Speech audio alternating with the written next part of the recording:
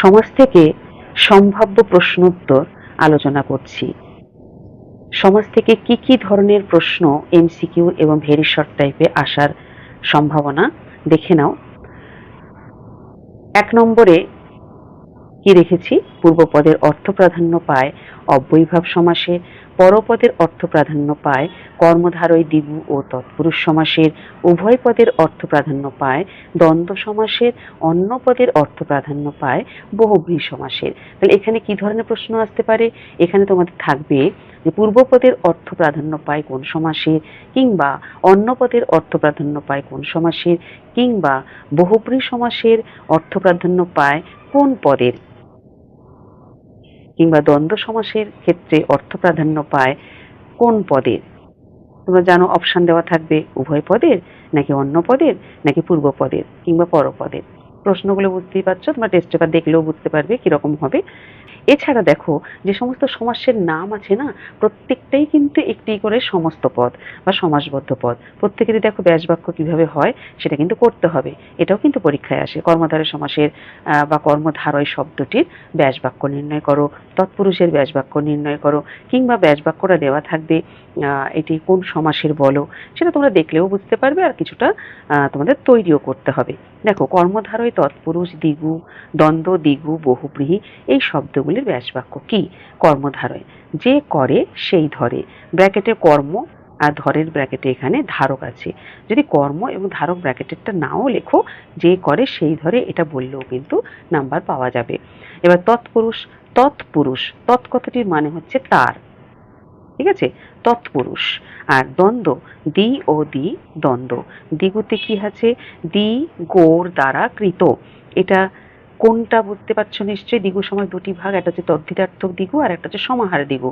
এটা হচ্ছে তদ্ধিতার্থক দ্বিগু, যেখানে ৫ কড়ি ৩ কড়ি এই উদাহরণগুলো আছে, তোমরা মনে করতেই পারছো। পাঠ্যাংশের যে বইটি রয়েছে সেটা কিন্তু দেখে নিও, দেখলে কিন্তু সেখানে অনেকটা বুঝতে পারবে, তোমাদের পরিষ্কার হবে ধারণাটা। আর বহুব্রীহি, বহুব্রীহি যার বা বহু ধান যার বা বহু ধান্য যার, এগুলো হচ্ছে এই সমাসের যে নামকরণ করা হয়েছে যে শব্দগুলো, এগুলো প্রত্যেকটি এক একটি সমস্ত পদ এবং তার ব্যাস বাক্য। দেখতে পেয়েছো? এছাড়া আরো কতগুলো প্রশ্ন তোমাদের আমি বলে দিই। এবার দেখো আরো কয়েকটা প্রশ্ন আমি এখানে বলছি।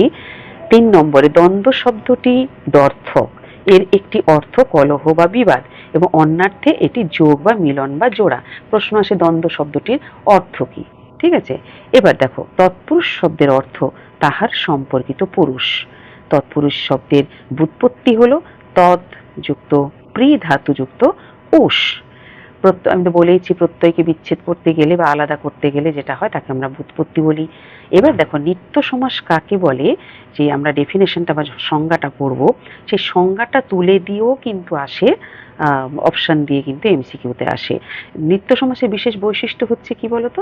এর নির্দিষ্ট কোনো ব্যাস বাক্য হয় না, এটি কোন সমাসের নিয়ম মেনে কোনো ব্যাস বাক্য হয় না, অথবা ব্যাস বাক্য গঠন করতে গেলে অন্য পদের সাহায্য গ্রহণ করতে হয়, তাকে বলা হচ্ছে নিত্য সমাস।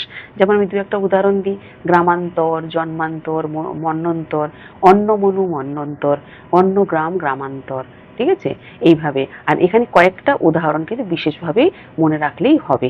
এই যে দন্ত নয় ত বয়শূন্য র, গ্রামান্তর, মন্বন্তর, এই ধরনের কিন্তু উদাহরণ আসার সম্ভাবনা বেশি, দেখলেই তোমরা চিনতে পারবে।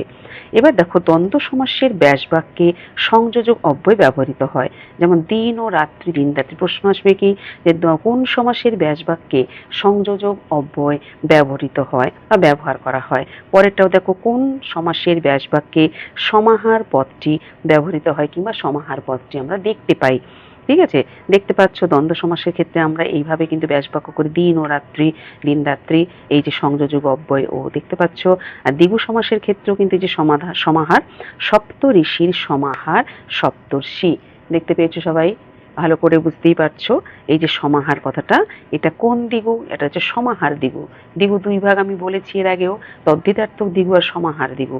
এটা কিন্তু সমাহার দ্বিগুর উদাহরণ, এবং সমাহার দ্বিগুর ব্যাস বাক্যে কিন্তু সমাহার কথাটা থাকে। এছাড়া পার্ট 2 তে আমি আরো কিছু সম্ভাব্য প্রশ্নাবলী নিয়ে আসবো।